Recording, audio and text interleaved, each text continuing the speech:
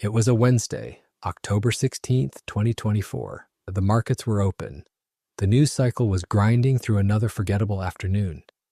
And in Sacramento, Governor Gavin Newsom's communications team was polishing a press release. 2 days earlier, the governor had signed ABX 2-1 into law, a bill that gave California regulators unprecedented power over the state's oil refineries. The legislation authorized fines of up to $1 million per day for companies that failed to maintain state-mandated fuel inventories. Newsom called it a victory for consumers. His office promised it would prevent price gouging and protect California drivers from the whims of big oil. The ink was barely dry. And then the resignation letter arrived. Phillips 66, one of the largest refiners in America, announced it would shutter its Los Angeles refinery complex by the end of 2025. No negotiations, no public fight, no dramatic walkout. Just a quiet press release dropped on a Wednesday afternoon. The facility had been pumping fuel into Southern California since 1919. 106 years of continuous operation. Through the Great Depression, through 2 world wars, through oil embargoes and earthquakes and the rise and fall of a dozen American presidents. And now it was over. 600 permanent employees, 300 contractors, 85,000 barrels of gasoline produced every single day. 8% of California's entire refining capacity, gone. CEO Mark Lashier, speaking from the company's Houston headquarters, offered a carefully worded statement. He cited, quote, market dynamics and long-term sustainability concerns. He mentioned that the company was working with real estate developers to, quote, evaluate the future use of the strategically located properties near the Port of Los Angeles. He never mentioned the governor. He never mentioned the new law. He never mentioned the word California at all, except to promise the company would continue to, quote, serve the California market. But here is what Mark Lashier did not say. He did not mention that on that exact same day, in a courtroom less than 400 miles north, a jury had just ordered Phillips 66 to pay $604.9 million in damages for stealing trade secrets from a renewable fuels company.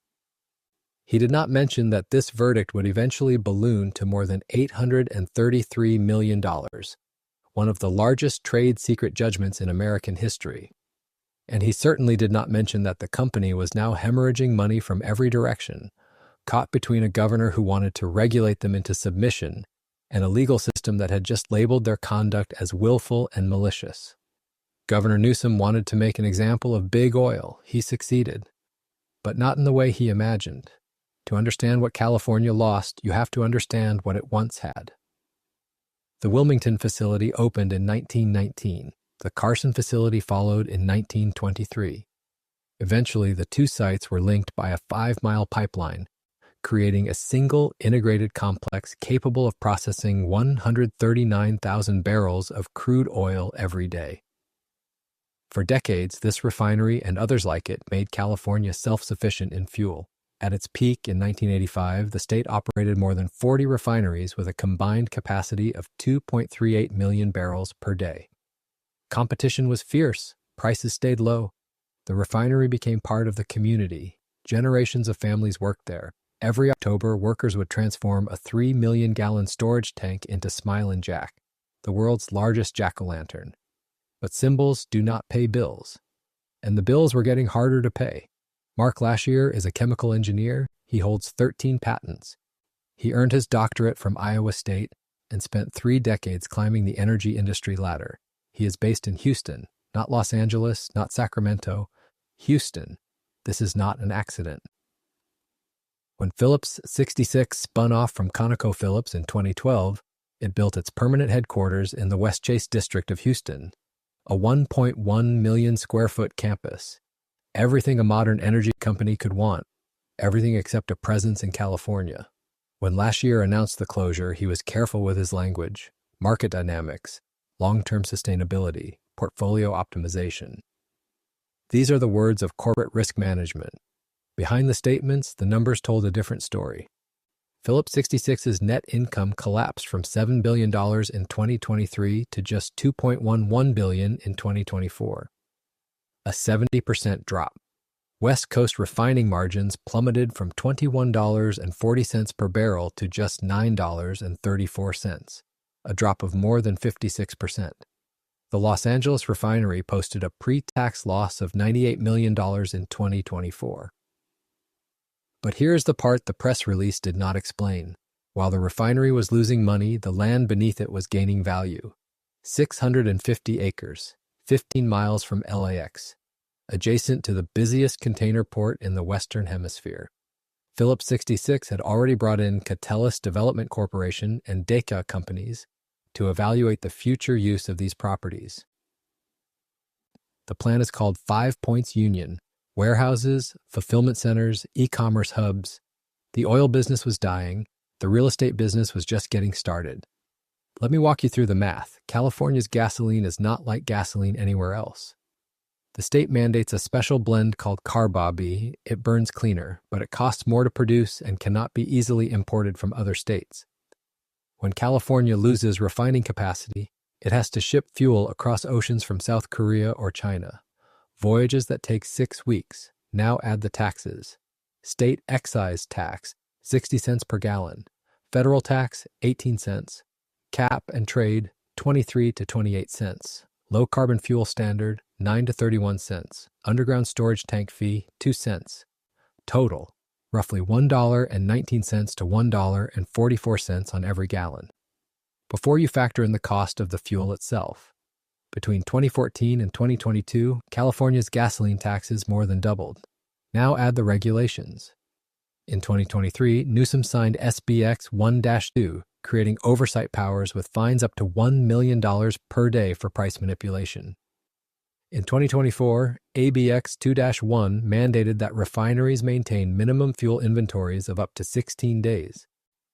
Daily penalties for non-compliance. Here's the calculation the board made. Option 1. Continue operating a refinery with collapsing margins and the threat of million-dollar daily fines. Option 2. Shut down. Redevelop 650 acres of prime land into a logistics hub. The math was not even close, but the regulations and the margins were only part of the story. The real blow came from a courtroom in Alameda County. In 2017, Phillips 66 entered into negotiations to acquire a small renewable fuels company called Propel Fuels. Propel had developed proprietary technology for producing and selling low-carbon gasoline and diesel. Phillips 66 was interested in expanding into the renewable energy market. As part of the due diligence process, Propel signed a non-disclosure agreement and shared its trade secrets with Phillips 66 executives. Technology blueprints, customer databases, sales data, regulatory contacts, nearly 3,000 confidential records. And then, according to court documents, Phillips 66 did something that would eventually cost them more than $800 million. They walked away from the deal and immediately launched their own competing renewable fuels business. Judge Michael Markman, in a sweeping 52-page order, described what happened next. Phillips 66 had decided not to go forward with the acquisition for weeks before it told anyone at Propel that a deal would never close, the judge wrote. They continued to use Propel's team to create reports and data that would then later be used by Phillips when it decided to go it alone. The jury found that Phillips 66's conduct was willful and malicious. On October 16, 2024, the exact same day that Phillips 66 announced it was abandoning California, the jury returned a verdict of $604.9 million in compensatory damages. But it did not stop there. In July 2025, Judge Markman added $195 million in exemplary damages. Combined with prejudgment interest, the total award exceeded $833 million. One of the 5 largest trade secret judgments in American history. And the meter was still running. Under California law, unpaid judgments accrue interest at 10% per year. That works out to approximately $228,000 per day. $83.3 million per year. Every day that Phillips 66 delays payment, the liability grows. The company has indicated it intends to appeal. But to file an appeal, it must post a bond, potentially up to 150% of the judgment. That means tying up nearly $1 billion in collateral. Think about that for a moment. A company that just posted a $98 million loss at its Los Angeles refinery is now staring at a $1 billion legal liability that grows by $228,000 every single day. In the corporate boardroom, the calculation becomes obvious. You cannot fight a war on two fronts. You cannot battle a hostile regulatory environment while hemorrhaging cash to a lawsuit you already lost. Something had to give. The refinery gave. Governor Newsom had spent years positioning himself as the champion of California consumers, the politician who would finally stand up to big oil and force them to lower prices. His strategy was confrontation. In 2023, he called a special legislative session to pass emergency price gouging legislation. He accused oil companies of ripping off Californians. He promised to hold them accountable. His office dismissed critics as industry shills. When a USC professor named Michael Misch published an analysis warning that refinery closures could push gas prices to $8.43 per gallon by the end of 2026, Newsom's press team attacked his credibility. They called the report unscientific analysis and labeled Misch a professor with close ties to the oil industry. But Professor Misch's projections were based on simple arithmetic. Phillips 66's Los Angeles refinery represented 8% of California's gasoline supply.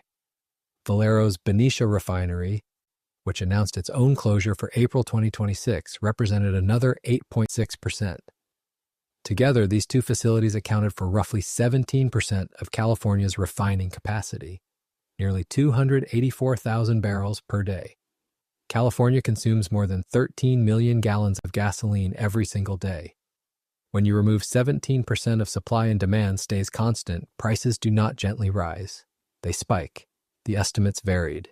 UC Davis economists projected prices would jump $1.21 above current levels by August 2026. Other analysts saw prices hitting $6 or higher. Professor Misch's worst-case scenario, if additional disruptions occurred, projected $8.43. And then the governor's strategy shifted. Quietly, behind closed doors. In September 2025, reports emerged that California legislators were negotiating to pay Valero between $80 million and $200 million to keep the Benicia refinery open. The same governor who had threatened million-dollar daily fines was now offering hundreds of millions in subsidies to prevent the very closures his policies had accelerated. The California Energy Commission walked back plans to impose a profit cap on refiners. A spokesperson for the governor said the administration was working to, quote, redouble efforts to work with refiners to ensure a safe, affordable, and reliable supply of gasoline. The language of confrontation was gone. In its place was the language of desperation. Walk through Wilmington today and you can feel the absence. The refinery is not dead yet, but it is dying. The final crude oil shipment arrived on September 30th, 2025. The last day of processing was expected around October 16th, 1 year to the day after the closure was announced. By August 2025, a quarter of the union workforce had already left. Those who remained worked 12-hour shifts, 13 days on, 1 day off, covering more ground with fewer hands as the operation wound down. Juan Alvarez spent 14 years on the night shift. Now he faces a severance package and a job market he barely recognizes. His daughter's in college. He does not know how he will cover tuition come January. Down the highway, Priya Patel watches customers trickle into her family's gas station, the same one her father opened in 1982. She has already emptied her savings to replace one underground storage tank. 3 more are flagged as non-compliant under state regulations. The deadline looms. If she cannot find $400,000 by December, the station closes. The city of Benicia faces a $10 to $12 million annual shortfall if Valero leaves. The refinery is the largest employer in a town of 26,000 people. The largest taxpayer, the largest water customer, city manager. Mario Giuliani put it bluntly. It seems there is now no path that remains for Valero to remain, and the contamination remains. Buried beneath the Phillips 66 property are decades of industrial waste. Slop oil, acid sludge, lead-contaminated debris dumped into unlined pits from the 1940s.